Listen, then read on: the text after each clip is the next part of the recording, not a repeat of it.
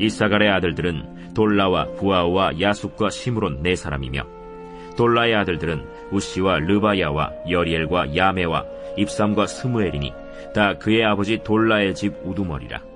대대로 용사이더니 다윗 때에 이르러는 그 수요가 22,600명이었더라.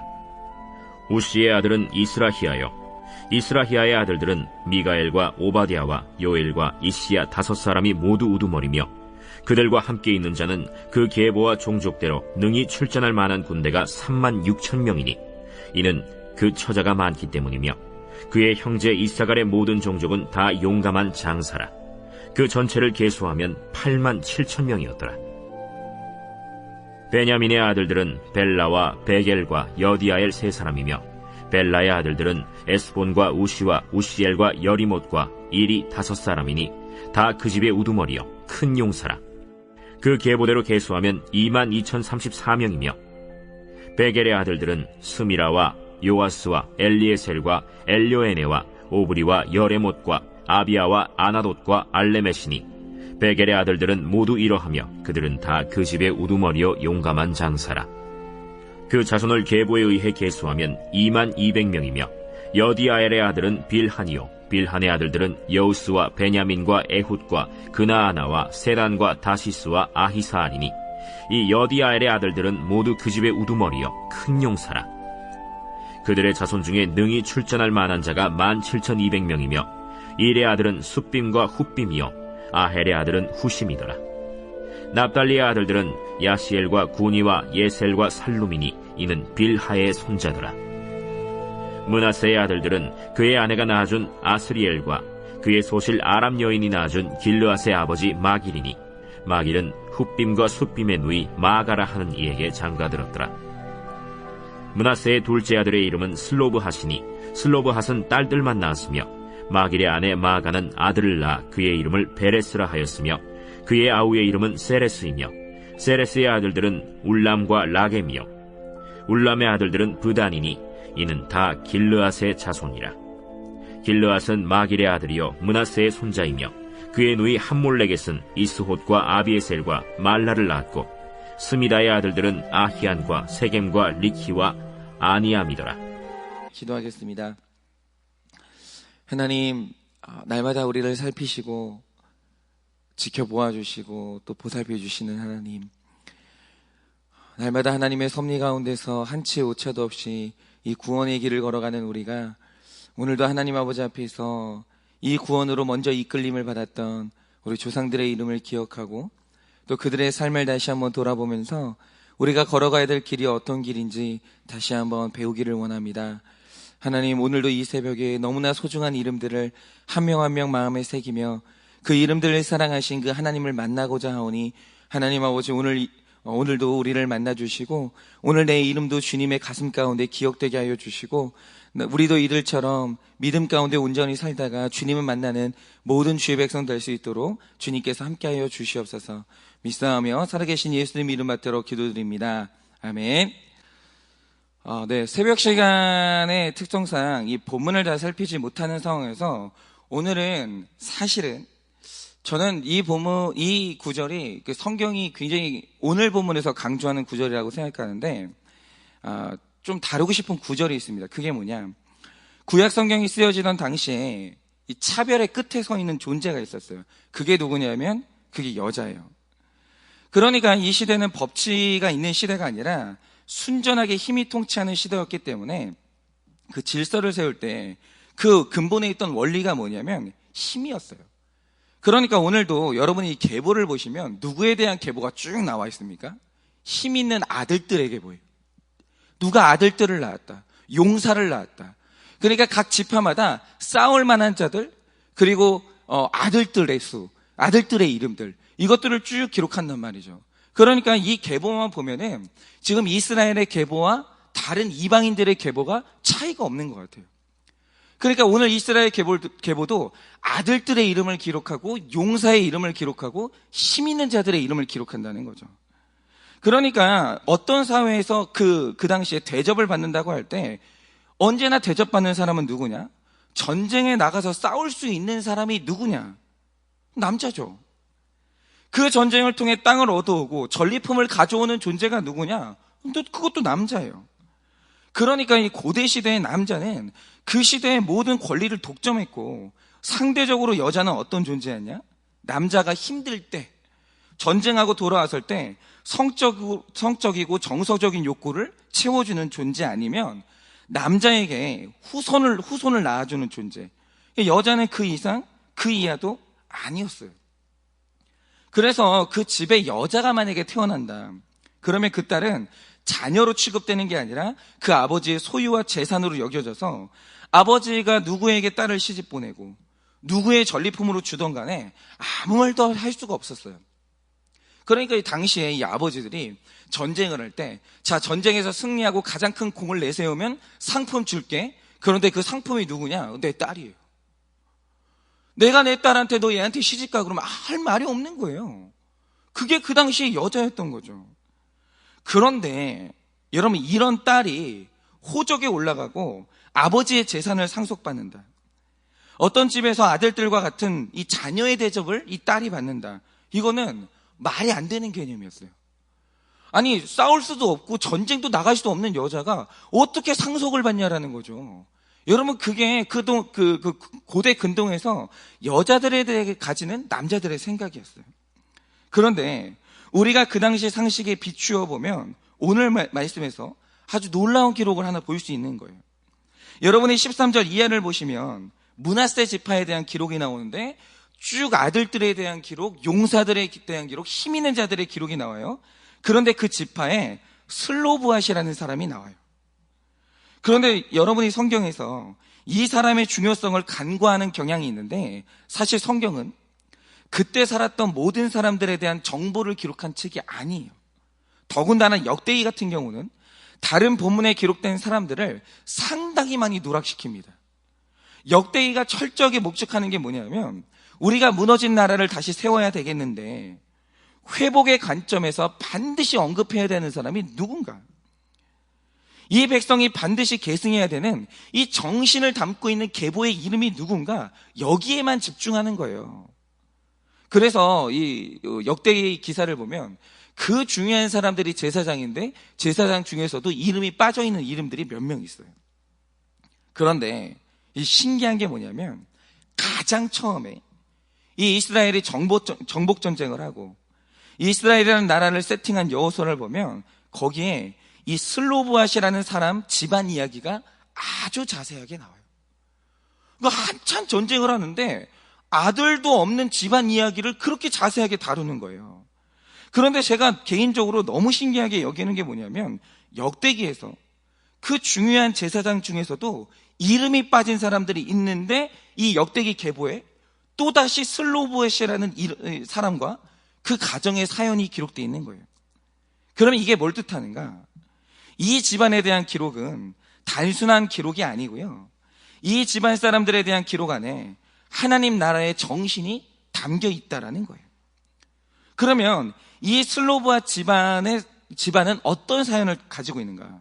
자, 여호수아서와 역대기가 동일하게 강조하는 게 뭐냐면, 이 사람에게는 아들이 없어요. 자녀가 없는 게 아니에요. 아들이 없어요. 그런데 이 시대 사람들은요, 분명히 딸이라는 자식이 있거든요. 자식으로 안 쳐요. 이름을 기억을 안 해주고 기록을 안 해주는 거예요. 그런데 이 사람은 이름을 기록했는데 그 특징을 뭐라고 기록하냐면, 이 사람에게는 아들이 없다는 거예요. 그러니까 15절을 보면 그에게 자손이라고는 전부 딸만 있는 거예요. 그럼 생각해 보세요. 이 슬로브앗도 당시에 고정관념이 있는 사람이라서 이 사람이 가지고 있었던 고정관념과 차별이 뭐겠습니까? 나는 아들이 없어요. 딸만 있어요. 그러므로 나는 땅을 분배할 때 기업을 물려받을 사람이 없는 거예요. 자기도 이렇게 생각한 거예요. 이 당시에 고정관념이 뭐냐면, 땅이라는 기업은 사람이 받는 건데 누가 사람 취급받냐? 남자가 사람 취급받는 거예요. 그래서 이 슬로브앗이 정복 전쟁을 끝낸 다음에 다 땅을 분배하는데 여호수아에게 땅을 달라는 말을 안 해요. 왜냐? 내 아들이 없거든요. 안 줄 게 뻔하니까. 권리가 없으니까 달라는 말 자체를 안 해요. 그러니까 내 딸들은 당연히 이 상속에서 배제될 거라고 생각을 한 거예요.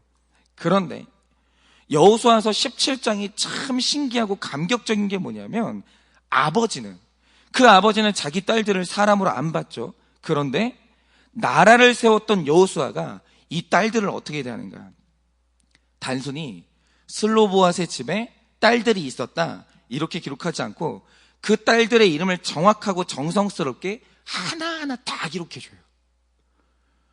근동 지방 어디에도 그런 문서가 없어요. 여자의 이름을 자세하게 기록한 데가.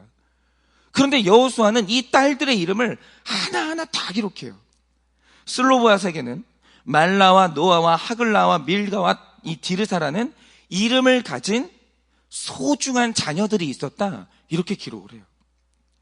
즉 이스라엘이라는 나라는 다른 나라와는 달리 여성에 대한 가치를 다르게 설정하기를 원했는데 하나님 나라에서 여성은 남성의 소유나 재산이 아니라 천하보다 귀한 하나님의 자녀였어요. 하나님이 전혀 다른 질서를 세우시는 거예요. 그러니까 그 당시 근동지방 사람들이 가지고 있었던 이 고정관념이 뭐냐라고 하면 그 죄악된 생각에서 나오는 그런 생각인 거죠. 남자가 실권을 가지고 있잖아요. 근데 남자가 편하게 살려면 어떻게 해야 돼요? 여자가 내 종이 돼줘야 되는 거예요. 여자가 내 소유가 되어줘야 되는 거예요. 철저하게 죄악된 이해관계에 따라서 그 당시에 관념들을 세워나가기 시작하는 거예요. 그런데 성경은 그런 게 아니에요. 여러분, 성경적이라는 것은 철저하게 인격적인 거예요. 여러분, 성경에서 여자가 어떤 존재입니까? 여러분, 성경에서 여자는 완성시키는 존재예요. 여러분, 아담이 창조가 됐어요. 그런데 아담이 있을 때는 하나님 보시기에 좋지 않았어요. 그런데 여기서 좋지 않았다는 말의 뜻이 뭐냐면 선하지 않았다는 거예요. 여자가 창조돼야 남자는 완성되는 거예요. 그 전에는 불완전한 존재예요. 여러분, 창조의 방점은 여자가 찍는 거예요. 여자가 창조돼야 완성되는 거예요. 여러분, 생명도 마찬가지죠. 남자가 물론 생명의 씨를 가지고 있는 건 맞아요. 그런데 그 생명의 씨를 여자가 받아야 여자가 그 생명을 완성하는 거예요. 여러분, 성경에서 여자는 완성시키는 존재예요. 아주 심오한 존재고 굉장히 중요한 존재란 말이죠. 하나님이 여성을 그렇게 보시는 거예요. 그런데 죄악된 인간 세상에서 남자들이 힘을 가지니까 여자를 소유물, 노예 취급하기 시작하는 거예요. 하나님은 한 번도 여자를 그렇게 생각하신 적이 없는데. 여러분, 처음에 여성을 봤을 때 여러분, 아담이 질렀던 탄성이 뭡니까? 내 뼈 중에 뼈요, 살 중에 살이다. 최고의 존재라는 거예요. 내가 봤던 창조물 중에 이렇게 아름다운 존재는 없다라는 거예요. 여러분, 그게 여자입니다. 여러분, 지금 하나님이 이 여성들의 이름을 기록하는 것은 뭐냐면 하나님 나라가 다른 나라와는 다르다는 선언을 하시는 거예요. 여러분, 근동 지방에서 역사상 처음으로 여자가 사람 대접받고 여성이 재산을 상속받은 첫 사례가 언제냐? 이때예요. 하나님 나라가 세워지던 그날 처음. 그런데 이스라엘이 이렇게 할 수 있는 이유가 뭡니까?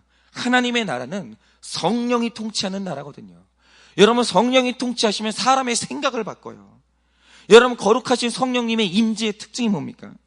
요한에서 2장 28절 29절을 보면 성령님이 임재하시는 성격의 이 특징이 나오는데 성령님은 이렇게 임재하십니다.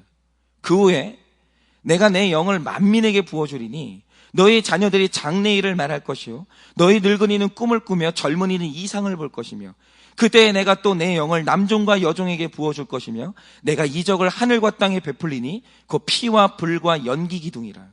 여러분 보세요. 성령님이 성령 충만한 사람들을 통해 하늘과 땅에 이적을 베푼다고 하시는데 하나님의 이적을 베풀 성령의 임재가 누구에게 임재합니까? 차별 없이 사모하는 모든 사람에게 똑같이 분배된다는 거예요. 마치 하나님이 그 땅을 모든 사람에게 분배하듯이 성령도 똑같이 분배한다는 거예요.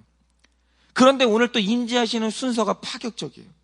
내 영을 만민에게 부어주는데 그럼 누구에게 가장 먼저 부어야 될 것 같습니까? 우리 생각에 일할 만한 남자한테 부어야 될 거 아니에요. 그럼 남자들이 교회 세우고 남자들이 교회 이끌고 이럴 거 아니에요? 그런데 이건 죄인된 인간의 생각이고 하나님의 순서는 뭐냐? 제일 먼저 힘없는 자녀들에게 부어줘요. 이게 성령님의 임재의 순서예요. 그 다음에 죽음을 얼마 앞두지 않은 늙은이에게 부어지는 거예요. 그 다음이 젊은이, 그리고 남종과 여종에게 부으시는 거예요. 여러분, 바로 이겁니다. 우리에게 놀라운 일을 하시는 성령님이 임재하시기를 원하는데 누구에게 임재하십니까? 차별과 고정관념이 없는 사람에게 그걸 깨고 임재하시는 거예요. 여러분, 차별과 고정관념이라는 것은 내가 편하자고 만든 개념이에요. 여러분, 교회 안에 차별과 고정관념이 있어요. 그 고정관념이 뭐예요? 비성경적인 거예요. 여러분, 성경적인 걸 성도 간에 누구도 고정관념이라고 얘기하지 않아요. 성경적이라고 하지. 여러분, 고정관념이 교회 안에 있다. 이게 그 이유가 뭡니까? 그 안에 누군가 기득권 가진 사람이 있다라는 거예요. 그 사람이 만든 질서가 뭐냐? 성경하고 상관도 없는 질서가 뭐냐? 그게 고정관념이에요. 근데 성령이 임하실 때 제일 문제되는 게 뭐냐? 그 고정관념이에요. 근데 성령이 충만하게 임재하실 때 그 고정관념을 반드시 깨시는 거예요. 여러분, 하나님이 쓰시는 사람이면 아이의 말을 통해서도 회개하는 거예요. 그렇죠. 누가 말해야만 회개하고, 나는 목사님이 아니면 상대 안 해. 이런 게 어디 있어요? 아니, 세우신 질서 성령님이 임했으면 그 사람을 통해서 누구나 다 깨질 수 있는 거예요. 하나님이 나에게 세우신 윗질서가 누구라면 그 순종하는 거예요. 고정관념은 없는 거예요. 여러분, 아무 힘없어 보이는 여성을 성경은 전면에 내세우기도 해요. 그 사람이 사사 드보라죠. 여러분, 드보라가 그 사사로 세워졌을 때 그 밑에 남자들이요, 다들 순종했어요. 그런데 그 전쟁의 승리예요. 여러분, 성령님이 임하시면 이렇게 되는 거예요. 여러분, 이게 사실인데 그 전 세계 교회사를 대한민국의 그 전 세계 교회사에 대한민국에 임한 이 부흥의 역사는 굉장히 연구 대상이에요. 그래서 이 신학생들이 다 읽는 그 설교 그 책을 쓴 분 중에 마틴 로이드 존스 목사님이라는 분이 계시거든요. 근데 그분이 했던 설교 중에 가장 유명한 설교가 부흥이라는 설교예요. 그러니까 이 부흥의 역사를 쫙 고찰하고 어떻게 하면 부흥이 임하는가, 이거에 대해서 설교를 하셨는데, 그분이 특별히 관심을 가진 나라가 어디냐? 그 한국이에요. 영국의 목사님이 굉장히 관심 갖는 나라가 한국이라는 거죠.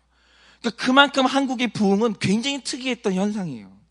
왜냐하면 여러분, 불교가 이 땅을 지배하고 있었거든요. 그런데 한 세기가 안 돼서, 채 한 세기가 안 돼서 민족 종교라는 불교와 유교가 뒤집힌 나라는 우리나라밖에 없어요.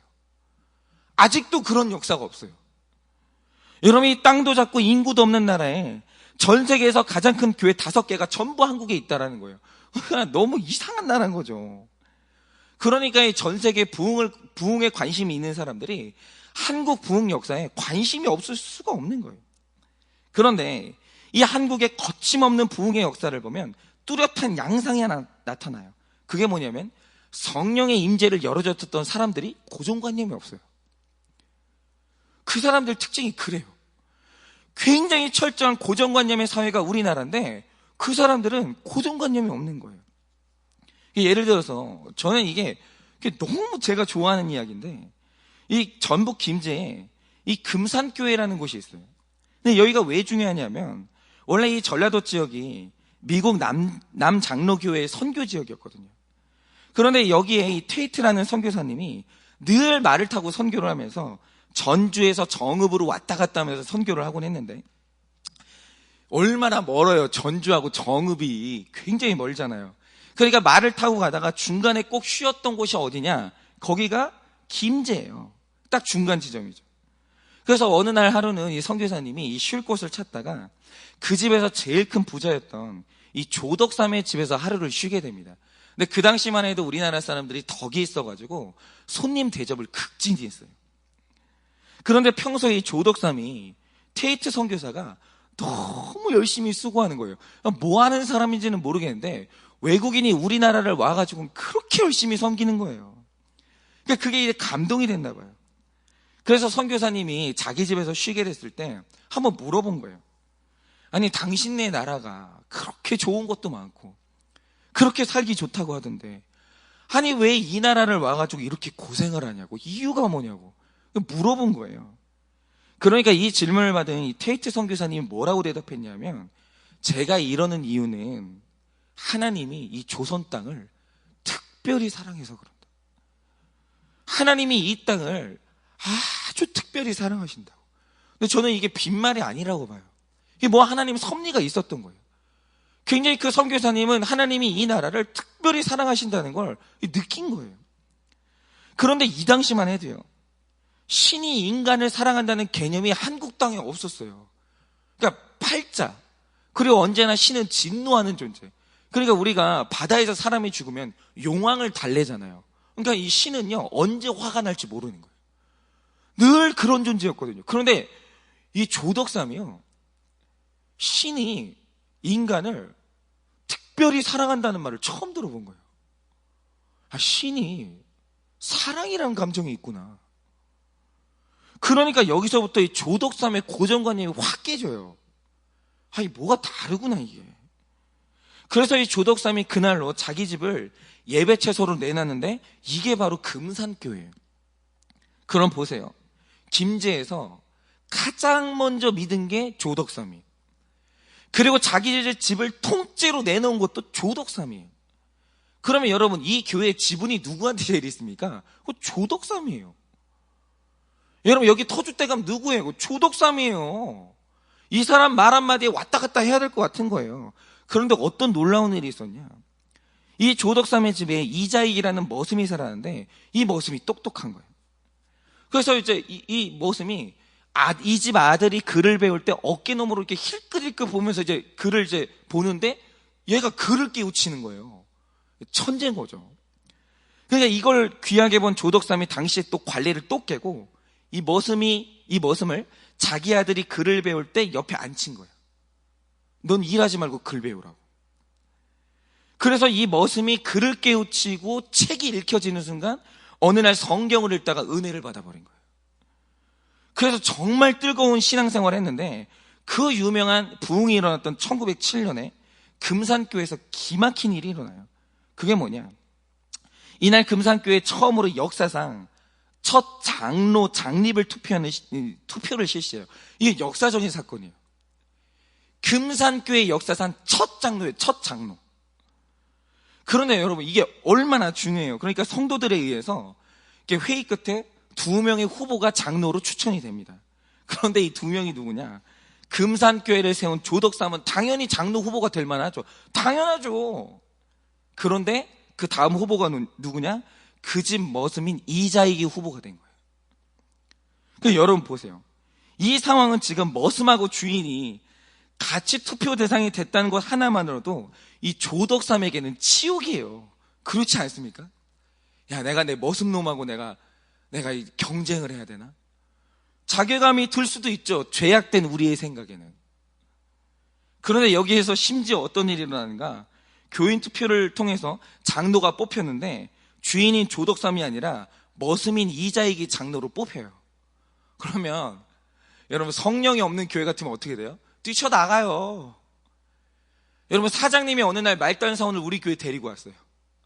열심히 헌금하고 막 해가지고 장로 투표하는데 말단 사원이 장로가 되는 거예요. 여러분, 그 어떻게 되겠습니까? 조마조마하죠. 이제 우리가 듣고 있으면 조마조마하죠. 이제 교회 어떻게 되나? 저 장로님이 어떻게 하나? 오늘 이 장로님이 나 이제 우리 집에서 예배 못 드린다고 다 나가라고 그러면 교회가 없어지는데 이거 어떻게 해야 되나? 그러니까 그런데 이제 이 머슴이 이제 그 교회 초대 장로가 됐죠. 그런데 이제 순식간에 교회 질서에서 머슴이 주인의 윗질서로 올라간 거예요. 그런데 이 발표가 나는 순간 이 집 주인인 조덕삼이 일어나서 소감을 발표해요. 근데 기록을 보면 이런 기록이 있어요. 뭐라고 발언했냐? 역시 우리 금산교회 성도님들은 성령이 충만한 분들이라고. 사실 이자익 성도는 저보다 신앙의 열기가 아주 뜨거운 분이라고. 그분을 초대 장로로 뽑아주신 여러분이 너무너무 현명하다고. 오늘 이처럼 기쁜 날은 없다고. 이렇게 소감을 말한 거예요. 그래서 저는 이런 역사 기록을 읽으면 소름이 끼치는 게, 이 교회 성도들이 이 두 사람의 관계를 모르겠어요? 그러면 여러분, 인간적인 계산이 있는 사람들이라면 이자익을 안 뽑아요. 그럴 수가 없죠. 아니, 저 사람이 헌금을 해야 우리 교회가 돌아가는데 그럴 수가 없는 거예요. 그런데 이 당시 이 교회 성도들도 보통 사람들이 아니에요. 오직 신앙 하나를 보고 완전히 고정관념을 깨고 머슴과 주인 사이에서 머슴을 우리 장로님으로 뽑은 거예요. 우리 장로님으로.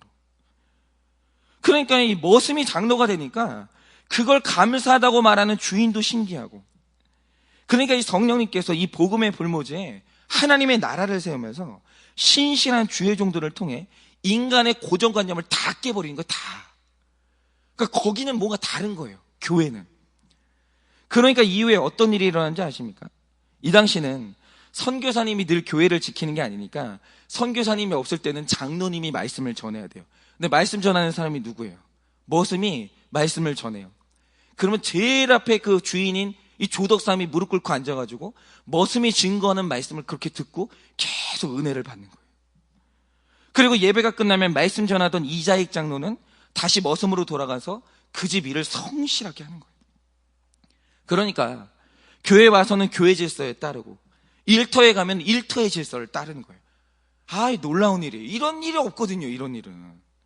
그러다가 훗날 이 둘의 관계는 급기야 어떻게 되는가? 머슴이었던 이자익 장로님이 신학을 하고 목사가 돼요. 그런데 이 머슴이 목사 안수를 받자마자 그를 금산교회 담임 목사로 청빙한 사람이 누구냐? 그 집 주인인 조덕삼 장로님이에요. 이제 심지어 우리 머슴이요, 내 담임 목사님이 되신 거예요. 그러니까 이 둘이 처음에는 머슴과 집주인으로 만났는데 훗날 머슴은 교회 담임 목사님이 되고 주인은 그 목사님을 섬기는 장로가 돼요. 여러분, 이게 질서가 뒤집힌 겁니까? 아니죠. 하나님이 선택하시면 이렇게 되는 거예요. 그런데 이 이자익 장로, 이자익 목사님이 이 조덕상 장로님이 돌아가실 때 그렇게 울었다는 거예요. 우리 장로님. 그러면서 그렇게 울었다는 거죠. 그런데 이렇게 주의 종들을 통해서 이 땅의 악한 차별과 고정관념이 깨졌던 1907년도에 대한민국에 어떤 일이 일어나냐? 평양에서 시작된 대부흥이 뻥 터지는 거예요. 그리고 전국에 삽시간에 불같이 하나님의 교회가 세워지기 시작하는 거예요. 그런데 이 부흥은 주인은 장로되고 머슴이 목사가 되는 이 차별과 고정관념이 무너지는 성령의 역사가 일어나면서 한국 땅에 거침없는 부흥의 불이 일어나는 거예요. 여러분, 바로 이겁니다.